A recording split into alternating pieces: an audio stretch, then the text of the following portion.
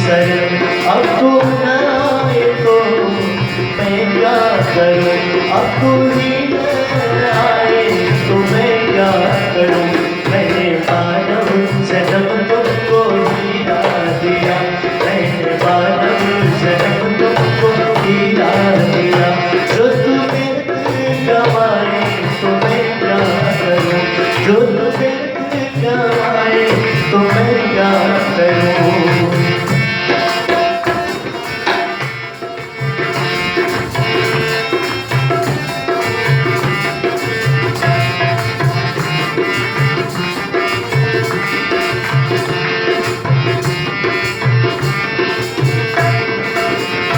छोड़ के छल कपट आजा मेरी शरण, छोड़ के छल कपट आजा मेरी शरण।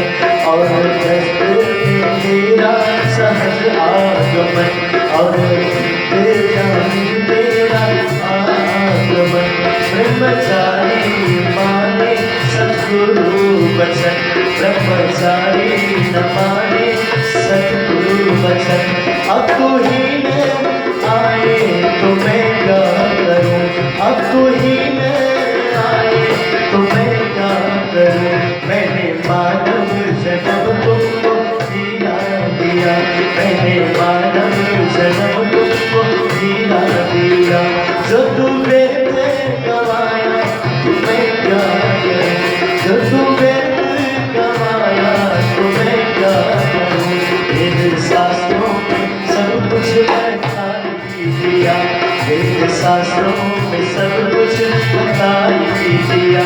जो समझ न आए तो मैं क्या करूं, जो समझ न आए तो मैं क्या करूं। वो मैंने मानव जन्म तुमको हीरा दिया, वो मैंने मानव जन्म तुमको हीरा दिया।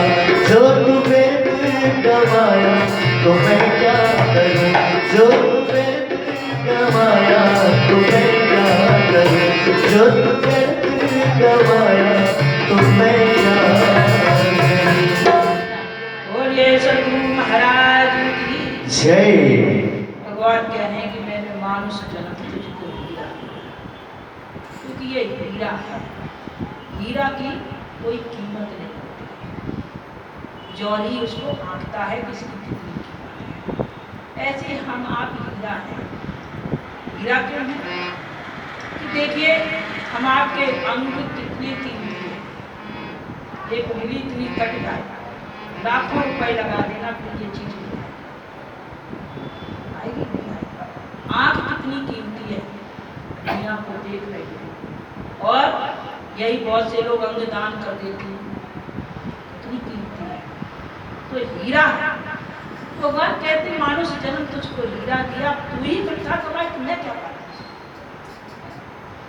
क्या वेद शास्त्रों में सब कुछ बता ही दिया, जो समझ में ना आए तुम्हें क्या पता। वेद शास्त्रों में भी सब कुछ सलवार बता दिए, ऐसे चलो तो ये फल मिलेगा, ऐसे करो तो ये फल मिलेगा, फिर भी तू ना माने। अन्य दूध आदि खाने को सब कुछ दिया, मेवा मिष्ठान मैंने पैदा किया, सब तेरे लिए किया, और तू मांस को खाए तो हम क्या करें। तो भगवान खूब समझाते हैं, लेकिन ये बुद्धि होने के कारण संसार की ओर बुद्धि हो जाती है, तो यहाँ महापति प्राणनाथ जी भैरव को ठोक रहे हैं, जैसे कुमार बड़ा को ठोकता है कहीं टेढ़ा पड़ना है, इतनी गोलाई हो जाए तो इतनी कीमत बढ़ जाएगी। तो ऐसे ही भैरव खूब ठोक रहे हैं। तो जब ये बात कही तो उसने कहा कि अब हम ये मांस मुद्रा का प्रयोग यों चढ़ाव करके चर्चा लगे सुनने।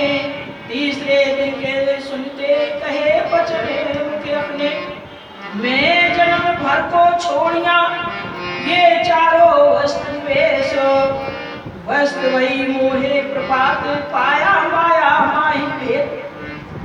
कहने लगा प्रभु अब ये 3 दिन की क्या, तो जिंदगी भर के लिए मांस मुद्रा छोड़ देंगे, और जो आपने 4 चीजें बताई हैं, मांस मुद्रा का पान, पर स्त्री का गमन, चोरी आदि हम सब छोड़ देंगे, अब हम नहीं करेंगे।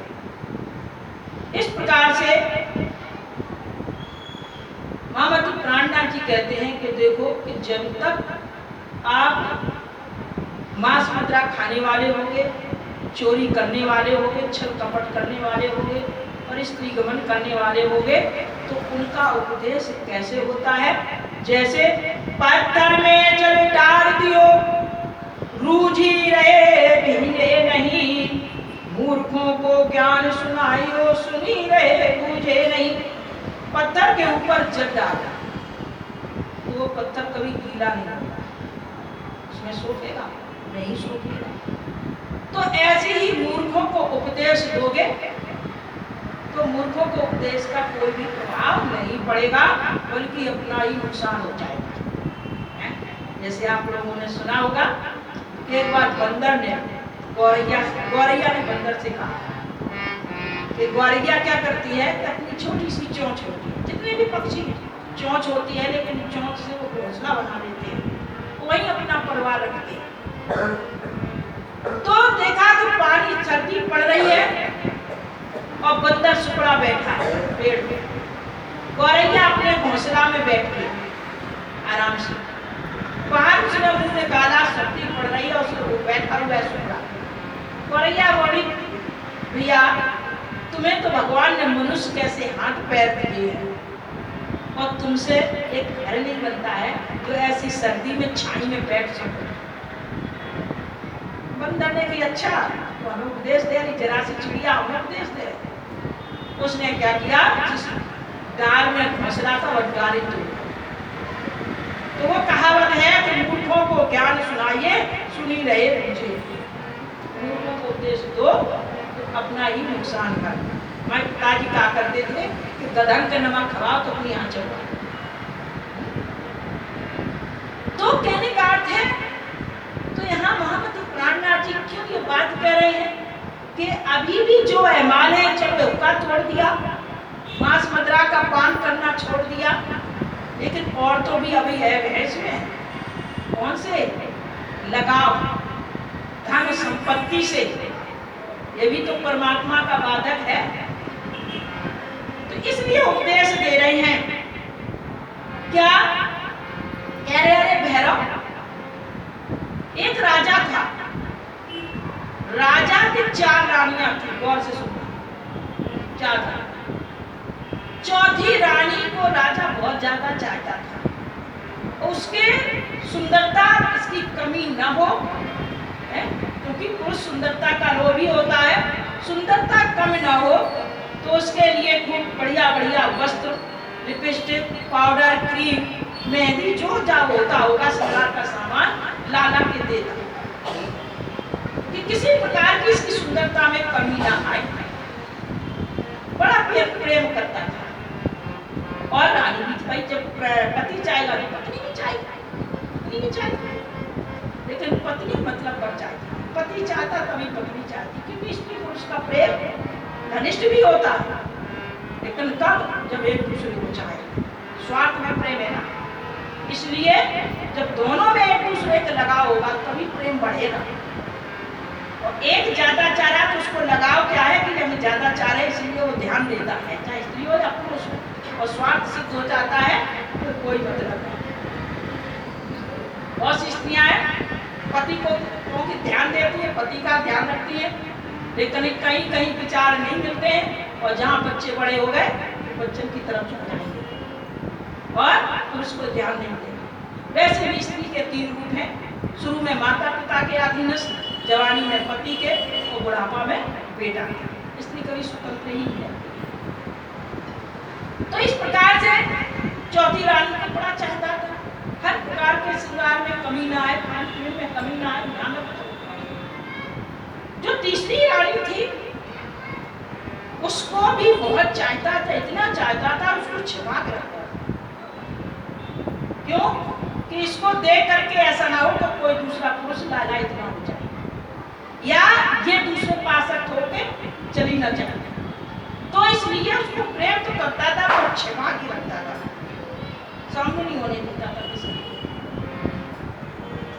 जो दूसरे नंबर की रानी थी उससे क्या करता था? प्रेम था कितना कि कोई भी काम करता था सलाह देता था, बिना उस दूसरे नंबर की पत्नी के सलाह के बिना काम नहीं करता, कोई भी काम करना सलाह के बिना। और जो पहली रानी थी, रानी तो चाहती थी पर राजा उस पर कभी ध्यान नहीं देता, लगाव नहीं था राजा, पर रानी उसको बहुत चाहती। ऐसा बहुत कम परिवार मिलेंगे, एक पक्षी प्रिय बहुत कम मिलेंगे। हुआ क्या, चारों रानियों ने मस्त अपने काम। एक बार समय आया कि राजा बीमार पड़ गया, डॉक्टरों को दिखाया, डॉक्टरों ने कहा कि थोड़ा दिन का समय की सेवा करो, यानी ये अब चलेंगे नहीं, धाम चले जाएंगे। सेवा करते रहे। एक दिन राजा को आवाज हुआ कि आज हम शरीर छोड़ दें। राजा ने चौथी नंबर की रानी को बुलाया, देवी मैं मरने वाला हूं, तुम मेरे साथ सती हो जाओ, मेरे साथ चलो। मैं तुमको बहुत चाहता था, हर चीज का ध्यान देता था, तो मरते समय तुम मेरे साथ चलो। चौथी रानी बोली, देखो तुम्हारा रास्ता दूसरा है, हमारा दूसरा है, हम तुम्हारे साथ नहीं चल सकते, तुम्हारा मार्ग दूसरा है, हमारा दूसरा है। ये जवाब तीसरे नंबर रानी को बुलाया कि देखो मैं तुमसे इतना प्यार करता था कि मैं छिपा के रखता था कि किसी के साथ ना चल जाओ या तुम पर दूसरा कोई आसक्त ना हो जाए, तो मेरे साथ चलो। अब इतनी कभी रह के क्या करोगे, किसी को कभी हमने आपके सामने नहीं होने दिया, किसी से आपका परिचय पहचान नहीं है, मेरे साथ चलो। वो कहने लगी, आपके साथ मैं क्यों चलूं, तुम जब चले जाओगे दुनिया से तो दूसरे के सामने चले जाओ, तो जाओ आपके साथ। उससे जवाब नहीं। अब दूसरे नंबर को बुलाया कि देखो तुम्हारे साथ जब भी कोई काम करता था बिना तुम्हारी सलाह से के नहीं करता, तुमसे सलाह लेता था और सलाह लेकर के तुम काम करता था, तो अभी मेरे साथ चलो, तुम नहीं चलो। तो वो कहने लगी, हाँ तुम्हारे साथ नहीं चल सकते, इतना चल सकते हैं मरघटा तक चल सकते, और जहां तुम्हारा दाह संस्कार हो जाएगा हम लोग। पहली रानी को बुलाया, देवी तुम चलो। पहली रानी कहने लगी, महाराज हम तो आपकी अंगना हैं, आपके ही संग लुकी हुई हैं, आप है तो हमें, आप नहीं होंगे तो हम फिर क्या करेंगे, आपके बिना तुम्हारा जीवन बेकार है, हम तो आपके साथ चलेंगे, हम ही आपके साथ चलेंगे। ये बात कही, राजा के आंखों में आंसू आ गए कि जिस रानी ने उनको इतना चाहते रहे उन्होंने तो हमसे इस तरह से जवाब दे दिया, और जिसको कभी मैंने प्रेम नहीं किया, चाहा नहीं, और वो मेरे साथ जाने को तैयार, वो कहती आपके बिना मेरा जीवन अधूरा है। राजा के आंखों में आंसू आ गए। कहने का अर्थ ये चार रानियां कौन है, राजा कौन है, राजा हम आप सभी जीवात्मा हैं, ये राजा हम आप जीवात्मा हैं, और चार रानियां कौन है, चौथी रानी है ये शरीर, ये शरीर इस जीवात्मा की रानी है, और ये जीवात्मा इस शरीर को कितना संभाल के रखता है, कितने बढ़िया बढ़िया कपड़े पहनाता है, कितनी बढ़िया क्रीम लगवाता है, कितनी बढ़िया लिपस्टिक ला के देता है, कितने बढ़िया बढ़िया गहने पहनाता है, लेकिन ये जीवात्मा के साथ नहीं जाता है, इसका रास्ता दूसरा है और जीवात्मा का दूसरा है। उसने कहा हमारा तुम्हारा कोई संग नहीं है।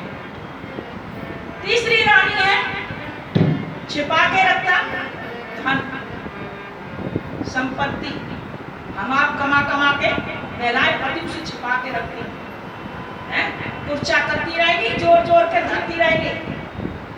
अभी मोदी सरकार, मोदी ने क्या किया, सब पोल खुलवा दी देवियों के, जितनी छिपा छिपा के रखते थे सब पोल खुल गई सबकी, और सब बताने लगी कि हमारे पास इतना हो, हमारे पास इतना हो, कितनी बढ़िया योजना निकाली तो जोड़ जोड़ के रखते हैं। तो ये जीवात्मा की दूसरी रानी है संपत्ति, हम आप छिपा छिपा के रखते हो, कोई देख ना जाए, देख लेगा तो ले जाएगा इसको, छिपा के रखते हो, लेकिन वो भी साथ नहीं जाती है। वो क्या कहती तुम मर जाओ हम दूसरे के हाथ में चले जाएगा। वहाँ मैं क्या करूँ, कुछ काम नहीं है, मैं दूसरों संभाल के रखे। और दूसरी रानी है परिवार। जब हम आप काम करते हो, एक धर्म बनता, पुरुष हो या स्त्री, मालिक हो करके सबसे सलाह लेके काम करें। जितने सदस्य हैं, बेटा बेटी बहू सबको बिठा ले, बेटा ऐसा काम करने हम जा रहे हैं, ऐसा उचित है या नहीं, या कमरा मालूम ऊपर बनवाना है, ऊपर कमरा बनवाएं, कैसा बनवाएं, कितना लंबा बनवाएं, क्या क्या उसमें व्यवस्था बना भली अपने अंदर, लेकिन परिवार का सहयोग ये धर्म कहता है। तो उस परिवार में कभी विघटन नहीं। तो तीसरी रानी है, दूसरी रानी है परिवार। तो परिवार से कहाँ साथ चलो, नहीं कहाँ साथ चलेंगे, केवल मरघटा तक जाता है परिवार। दाह संस्कार करके फिर परिवार का कोई मतलब नहीं है। कौन थे, क्या थे, कंकुरा। चौथी रानी सत्कर्म। इस रानी को कोई नहीं चाहता है, कोई चाहता है सत्कर्म करे, कोई नहीं चाहता है। खूब गुरजन संतजन कहते हैं कि भाई परमात्मा की ओर जुड़ जाओ, भक्ति करो, सत्संग करो, करते हो नहीं करते, कमाई का 10वां हिस्सा दान करो, लेकिन फिर भी मरते समय वही आपके साथ में जाती है और कोई नहीं जाता है। तो वहां महामती प्राणनाथ जी कहते, अरे भैरव, ये तो तूने मांस मदिरा सब खाना छोड़ दिया, लेकिन परिवार के प्रति सोच नहीं कि ना तो धन साथ जाएगा, ना ये शरीर साथ जाएगा, ना परिवार साथ जाएगा, केवल सत्कर्म साथ जाएगा। इसलिए तू सत्कर्म कर। ये बात कही तो पायो निज नाम बने, बस चरणों में समर्पित हो गया। बोले महाराज, अब तो आप ही मेरे सब कुछ हो, ये संसार व्यर्थ है।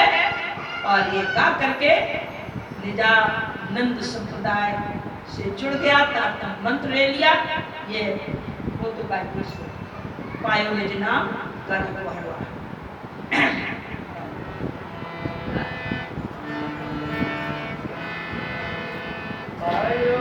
जनाम आत्म जागे, पायो निज नाम आत्म जागे, आत्म जागी, आत्म जागी, आत्म जागी, आत्म जागी, पायो निज नाम आत्म जागी।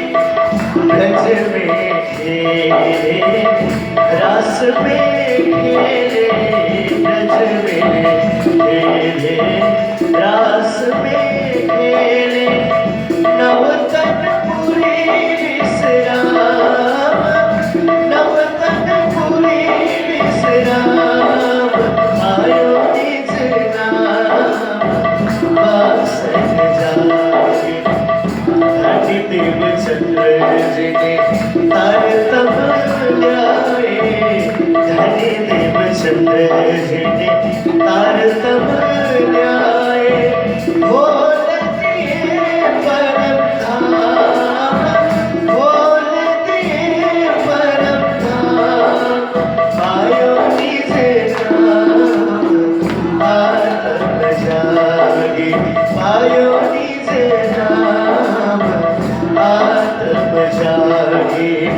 श्री प्राणनाथ जी ने साथ जगाए, श्री प्राणनाथ जी ने साथ जगाए, पूर्ण कियो सब काम, पूर्ण कियो सब काम, आयो निज नाम आत्म जागे, पायो निज नाम आत्म जागे, पायो निज नाम आत्म जागे। बोलिए सतगुरु महाराज की जय। जब निज मंत्र ले लिया आत्मा जागृत हो गई। मनुष्य शरीर त्रिवेणी है। त्रिवेणी में स्नान पवित्र मानते हैं हिंदू समाज में। इसी तरह ये जो मनुष्य शरीर है वो त्रिवेणी है। सत्संग, सद्गुरु और परमात्मा का चिंतन ही ये त्रिवेणी है जिसमें स्नान करके पवित्र हो जाए। ये शरीर में ही त्रिवेणी है। त्रिवेणी माने गंगा, यमुना, सरस्वती, जहाँ तीनों नदियाँ मिलती इलाहाबाद में है, तो वहाँ कहते हैं स्नान करने से जन्म जन्म के पाप धुल जाते हैं। तो वहाँ तो शरीर के पाप ही धुलते हैं, लेकिन इस शरीर में त्रिवेणी है। सत्संग, सत्संग है, दूसरा सद्गुरु की प्राप्ति और तीसरी परमात्मा का चिंतन। जब ये तीनों मिल जाएंगे तो परम धाम की प्राप्ति हो जाएगी। तो इस प्रकार से भैरव ठाकुर की जागृति हो गई। इसके बाद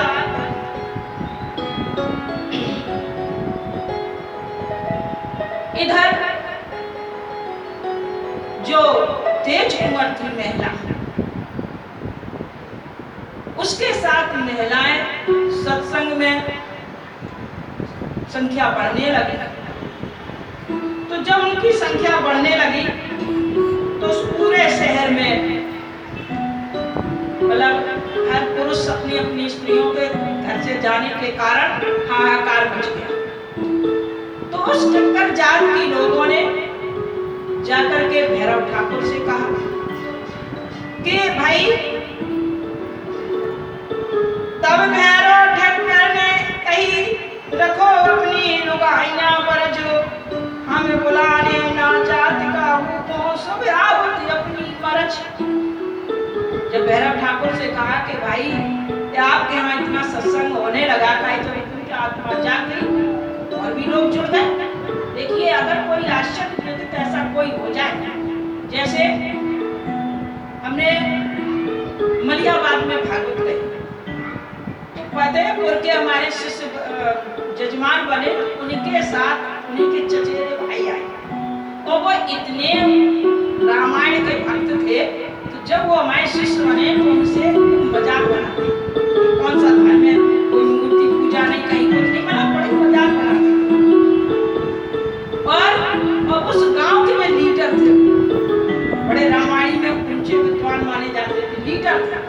और जब उनके साथ मलियाबाद आए 7 दिन का, चौथी दिन उन्होंने मंत्र दिया, 3 दिन कथा सुनी, चौथी दिन आकर के पैर पकड़ बोले हमें तात्पर्य दे दो, वास्तव में कहीं कुछ नहीं है, परमात्मा एक है।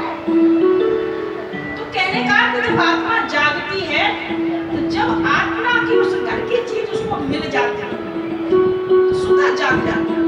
और जब वो जाग गए, गांव में गए और जब हम दोबारा वहां गए 12 सत्संग, कहने का जब हमको आश्चर्य हुआ ना कि ऐसे आदमी को ऐसा ज्ञान बढ़ गया, तो इस धर्म में क्या चीज है ऐसी कि जो इतना ही वहां कथा सुनने गया उतने ही बदल गया, तो आश्चर्य होता है। तो ऐसे ही भैरव ठाकुर थे, निज नाम लेने से और आश्चर्य बढ़ गया और दिन पर दिन संख्या बढ़ती गई।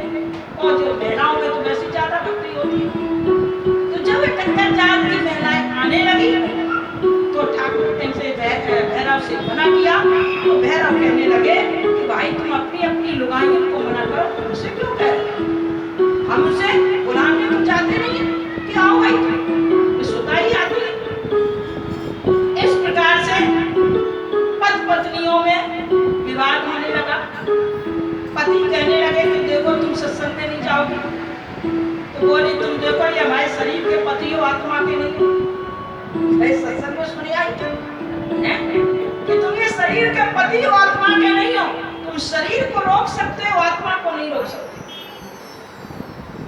ये बात सुनी तो आदमी तो और बहरा गई, ये तो और अब घर से निकली। जब इस प्रकार से जवाब मिले तो जाकर के तेज कुंवर से गई, वो फूलबाई से गई और उसे कहा कि देखो देवी तुम मना कर दो, ना जाया करेंगे लोग, तुम ना जाओ। तो बोले हम क्यों ना जाए? भाई तुम्हारी पत्नियां हैं, तुम अपनी पत्नियों को रोको, हम क्यों मना करें?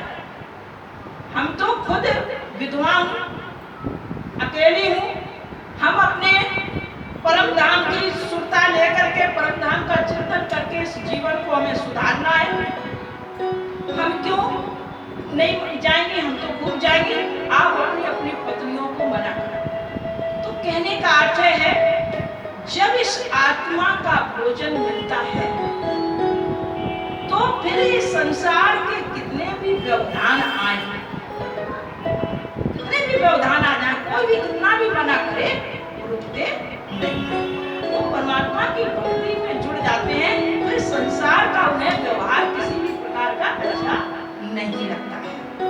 तो भाव इस प्रकार से जब उन महिलाओं ने नहीं मानी और सत्संग में जाती रही, तो कुछ पुरुष वर्गों ने देखा कि जब ये महिलाएं कह रही हैं कि ये शरीर आपका मालिक है, आत्मा अलग है, आत्मा की उत्पत्ति है, कि हमें प्राप्ति हो गई है, तो वो भी जाकर के सत्संग में जाने लगे और धीरे धीरे वो भी प्रेमी बन गए, यानी वो भी सत्संग से जुड़ गए और जागृत। तो इसको कहते हैं भक्ति, कि स्वयं जागो, दूसरे को भी जगाओ। स्वयं जागने के अतिरिक्त दूसरे को जगाने से जो वो भक्ति करेगा उसको भी आपको फल मिलेगा, उसको भी आपको फल मिलेगा। आपने जागी है नहीं बहुत से क्या, अरे हम सिर्फ साथ में ले बैठे, हमें कहा है जागे या नहीं जागे।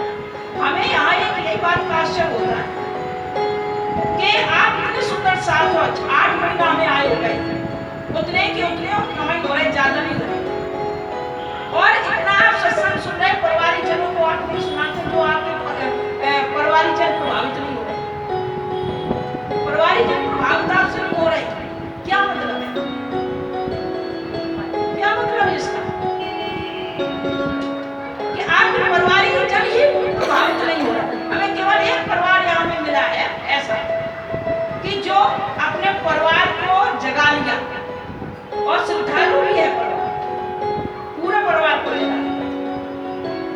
तो भक्ति वो है कि स्वयं जागो, दूसरे को जागो। लेकिन कब जागृति होगी? कि जब आप सत्संग करोगे, घर में सत्संग करोगे, गुरुजनों को, संत जनों को बुलाओगे, वहाँ वाणी होगी, तो जब करके मोहल्ला के पड़ोसी देखेंगे, आप कहोगी माता जी ऐसे कह रही हैं, हम ग्रस्त में रहे, हर संडे को सत्संग करते थे, हर संडे को, क्योंकि टीचर थे, पढ़ाते थे, समय नहीं था, फिर भी संडे को सत्संग करते थे।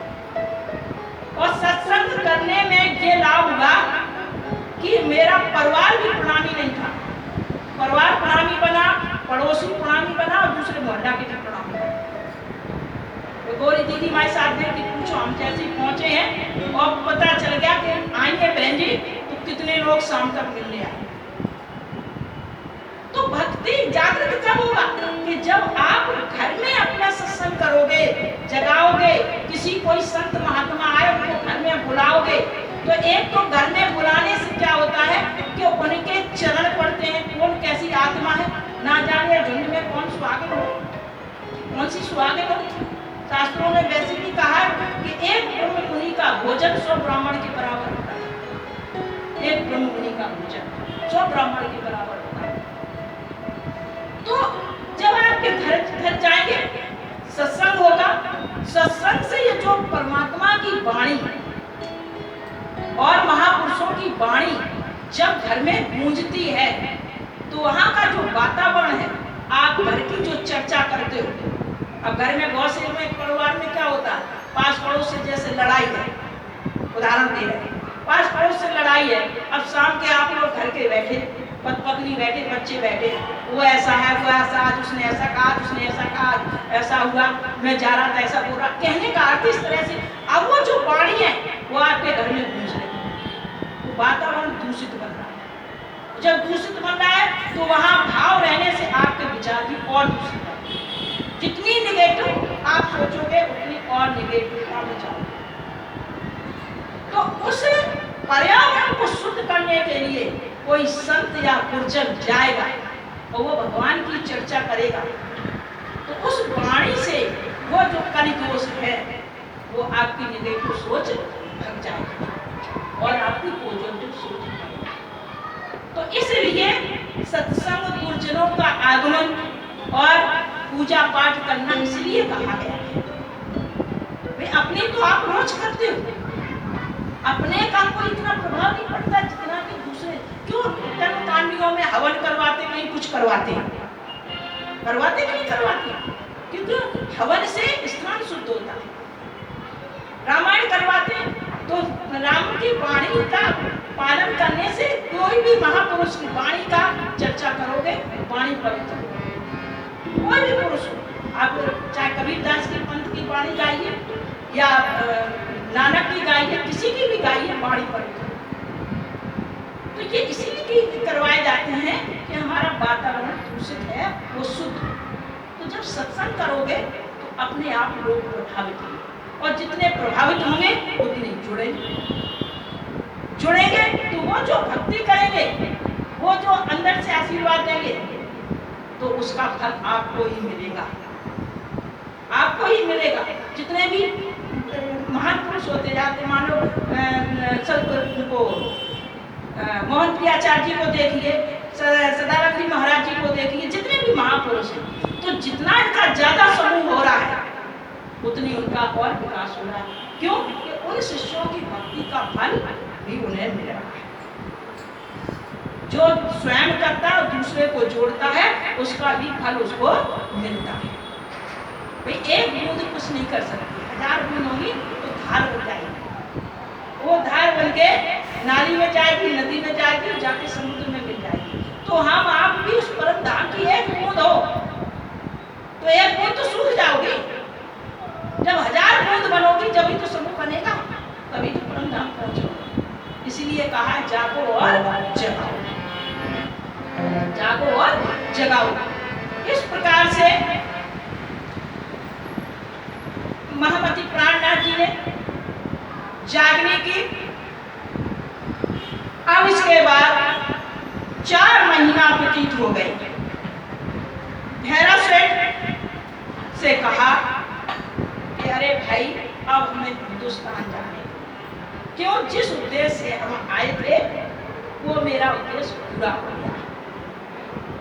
भाई जहां जिस काम से जाओ पहले वो काम करो, और काम हो जाए फिर ज्यादा दिन ना रहो। ज्यादा दिन रहने से फिर वो सम्मान नहीं मिलता है जो कम दिन रहने से मिलता है। इस प्रकार से जब कहा कि भाई क्योंकि जो बंधकों से छुड़ाने को मैं आया था वो कार्य हमारा पूरा हुआ, अब मुझे शकुंतल और सुकुमार सखी को जगाना है। सद्गुरु ने हमें ये भार सौंपा था कि ब्रह्मात्माओं को जगाते हुए शकुंतल और सुकुमार सखी, विशेष सखी है, उनको जगाना है। तो अब हमें उनको जगाना है, इसलिए अब हमें हिंदुस्तान जाना है। इस प्रकार से जैसे ही महामती प्राणनाथ जी ने विदाई की बात कही, भैरव सेठ रोने लगा। क्यों? प्रेम के आंसू। आंसू 2 प्रकार के होते हैं, दुख के आंसू, प्रेम के आंसू। पहचान क्या है? दुख के आंसू गर्म होते हैं और प्रेम के आंसू ठंडे होते हैं। ये पहचान है, प्रैक्टिकल वाले। बोलिए सद्गुरु महाराज की जय। रोने लगा और कहने लगा, गुरुदेव आपके जाने पर ये हमें उपदेश ज्ञान कौन देगा? आत्मा की जागृति कौन करेगा? अगर हम फिर संसार में भटक गए तो कौन जगाएगा? गुरुदेव आप मेरे ऊपर कृपा करो, आप जागिए। तो जब परमात्मा की कृपा होती, काम बना लेता, जान भी ना पाता। तो अगर कहते हैं कि भाई नहीं हमें तो जाना ही जाना है, तो जिसने 70,000 रुपया दिया है, सुंदर साथ को छुड़ाया और इतनी वहां मकसद में जागनी करवाई और उसको ऐसा लठ से मार दे, वो भी अच्छा नहीं। तो ऐसी लीला की कि वहां का जो हाकिम था वो बदल गया, हाकिम बदल गया और जो नया हाकिम आया उसने ढिढोरा पिटवा दिया कि जो यहाँ जितने नए हिंदुस्तानी हैं उनसे टैक्स लिया जाए। महामती प्राणनाथ जी ने सोचा कब बन गया मेरा काम। कहने लगे भैरव जी, आपने सुंदर साथ को छुड़ाने में 70,000 तो लगा ही दिया और 4 महीना से आप भोजन सेवा सब कर रहे हो और अब ये इतने सुंदर साथ जुड़ते जा रहे हैं सुन के, और वो पता नहीं हाकिम कितना टैक्स रख दे, 1,000 आदमी रख दे के 500 रुपया के 2,000, नहीं हो तो आदेश है सरकार का, जैसा हो जाए तो आप कितना टैक्स दोगे। इसलिए अब मैं हिंदुस्तान जाना। तो अब भैरव ठाकुर मना ही नहीं कर सकते, एक पंथ तो कहा तो काम कर, उनकी भी बात रह गई और महामती प्राणनाथ जी का काम। इस प्रकार से भैरव ठाकुर ने महामती प्राणनाथ जी की विदाई की और उस विदाई में जैसे कोई लड़की का जब विदाई करता है माता पिता खूब दान दहेज दे करके, ऐसे ही भैरव ठाकुर ने बर्तन है, कपड़े और धन द्रव्य आदि वस्तु आभूषण भोजन सामग्री भर दी और जितना सामर्थ्य था उस आधार पर उसने धन दिया। जहाज में बैठा करके बाईजीराज महारानी और सभी सुंदर साथ के साथ महामती प्राणनाथ जी को भारत लौटा दिया। इस प्रकार से महामती प्राणनाथ जी भारत आ जाते हैं जामनगर। अब आगे कथा कल सुनाएंगे। बोलिए सतगुरु महाराज की जय।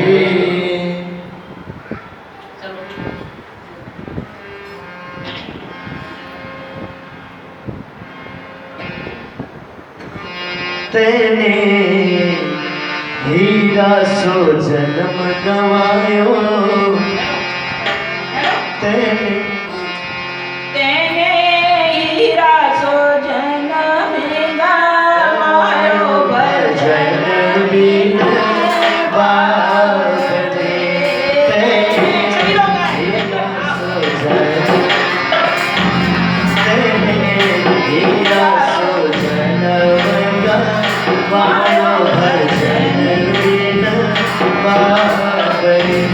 तेने हीरा सो जन्म गवायो, भजन बिन बात दे। तेने हीरा सो जन्म गवायो, भजन बिन बात दे।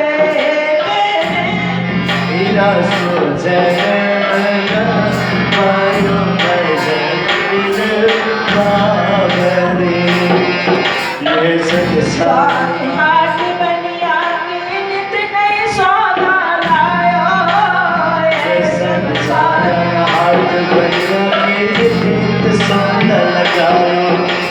चंद्रमा जो चंद्रमा जो फूल फूल गवायो, तने हीरा सो जन्म गवायो, भजन बिना बात दे।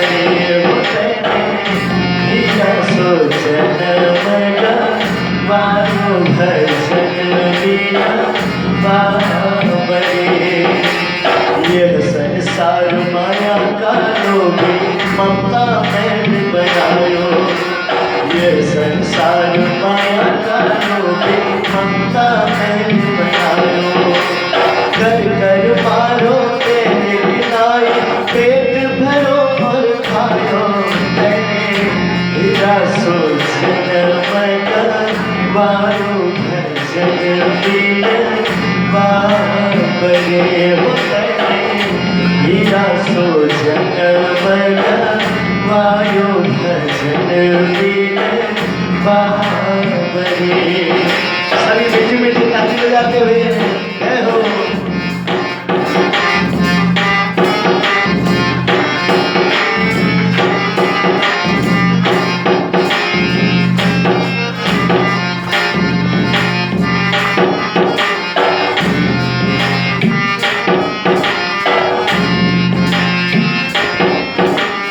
यह संसार फूल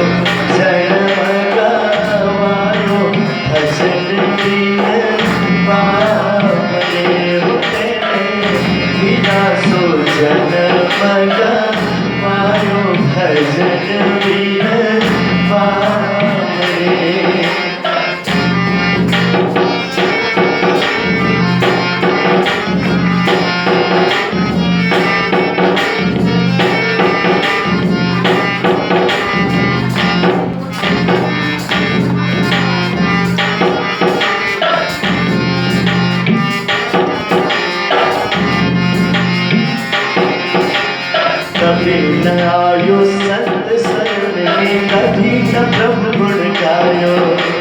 कभी न आयो संत शरण में, कभी न प्रभु गुण गायो। कहत कबीर सुनो भाई साधो, कहत कबीर सुनो भाई साधो, हाथ कौन आयो तेरे हीरा सो जनमया, वायो भजन वीर बाबरे तेरे हीरा सो जनमया, वायो भजन वीर बाबरे। ये संसार माया का लोभी, ये संसार माया का लोभी, ममता बहन बनायो। कर कर मारो पहले किनारे, कर कर मारो पहले किनारे, पेड़ और खायो तेरे हीरा सो जनमया, वायो भजन वीर बाबरे तेरे हीरा सो जनमया, वायो भजन वीर बाबरे। भजन वीर बाबरे, भजन वीर बाबरे। बोलिए सतगुरु महाराज की जय। एक राधा कृष्ण का झूला गाइए ना, तीज का वो झूला गा दीजिए ना, राधा कृष्ण झूला झूला आज तीज है। हाँ, आज तीज है। हाँ, वहाँ पे गा दीजिए। झूला तो आज होना